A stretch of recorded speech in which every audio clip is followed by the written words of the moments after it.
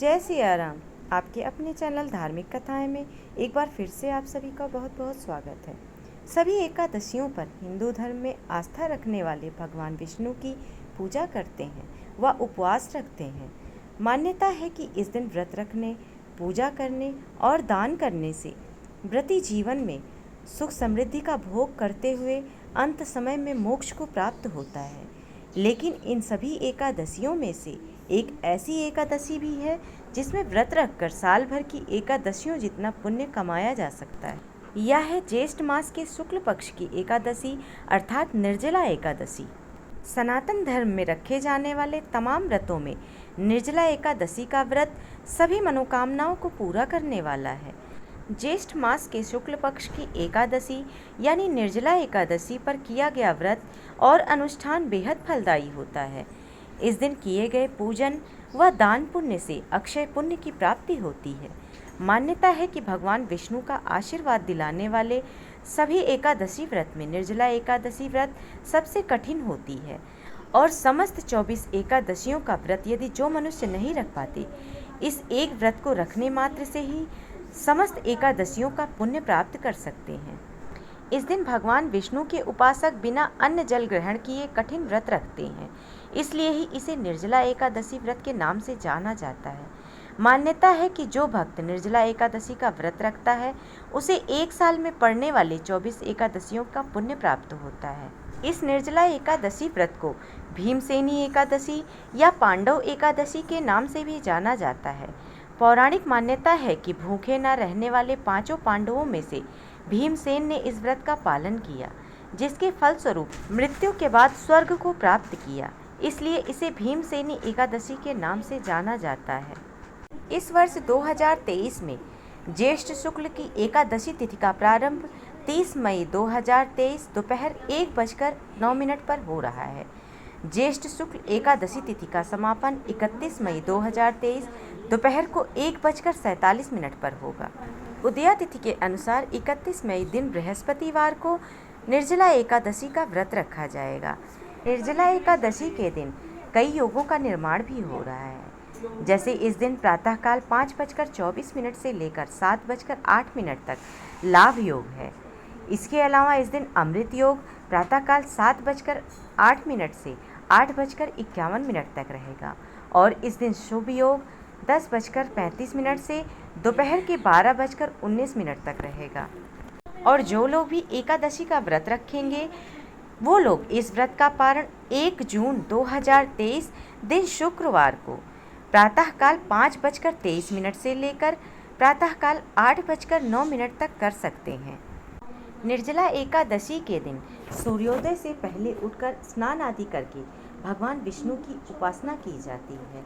ओम नमो भगवते वासुदेवाय नमः का जप लगातार करते रहना चाहिए। इस दिन स्नान व आचमन के अलावा जल का उपयोग वर्जित होता है। आचमन व स्नान में भी जरूरत के हिसाब से ही जल का उपयोग जरूरी है। इस व्रत में पूरे दिन निर्जल निराहार व्रत रखा जाता है। गरीब जरूरतमंद को मीठा, अन्न, कपड़े, जूते का दान किया जाता है। गौदान भी विशेष रूप से किया जाता है। जो लोग निर्जल नहीं रह सकते वे पूजा के बाद दूध, फल ग्रहण कर सकते हैं। इस दिन अन्न खाने वाले को शैतान की उपाधि दी गई है। यदि निर्जला एकादशी को सूर्योदय से लेकर द्वादशी के सूर्योदय तक जल ग्रहण ना करें तो उन्हें सारी एकादशियों के व्रत का फल प्राप्त होता है।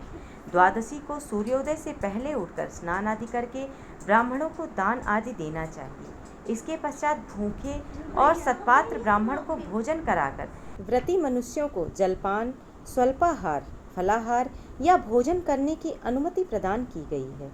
व्रत के दौरान ओम नमो नारायण या विष्णु भगवान का 12 अक्षरों का मंत्र ओम नमो भगवते वासुदेवाय नमः का सतत एवं निर्बाध जप करना चाहिए। भगवान की कृपा से व्रती सभी कर्म बंधनों से मुक्त हो जाता है और विष्णु धाम को जाता है, ऐसी धार्मिक मान्यता है।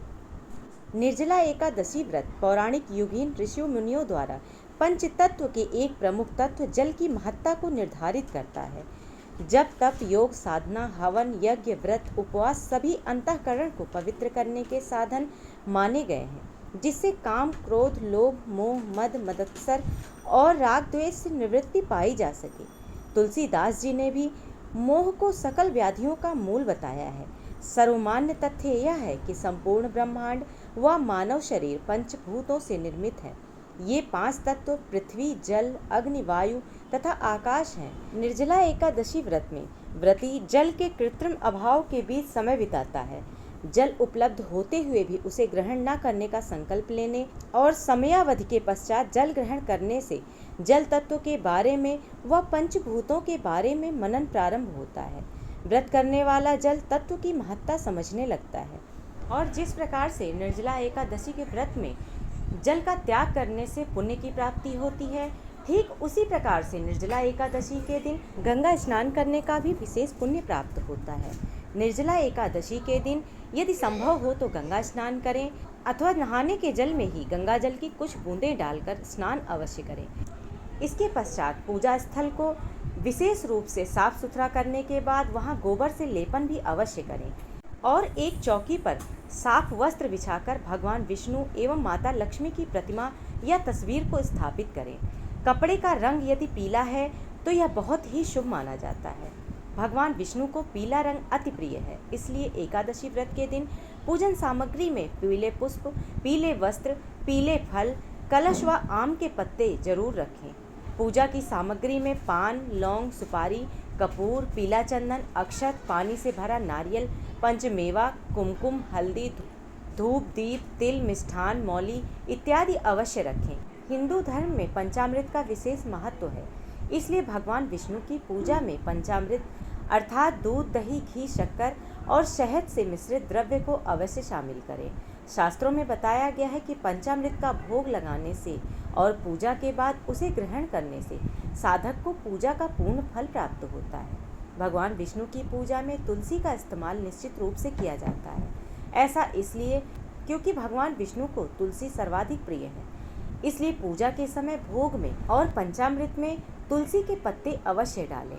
इससे न केवल इन चीज़ों की शुद्धि होती है बल्कि भगवान विष्णु भी प्रसन्न होते हैं। आशा करती हूँ आप लोगों को यह वीडियो अवश्य ही पसंद आई होगी। यदि वीडियो पसंद आई हो तो कृपया लाइक करें और यदि आप मेरे चैनल पर नए हैं तो चैनल को सब्सक्राइब करना ना भूलें।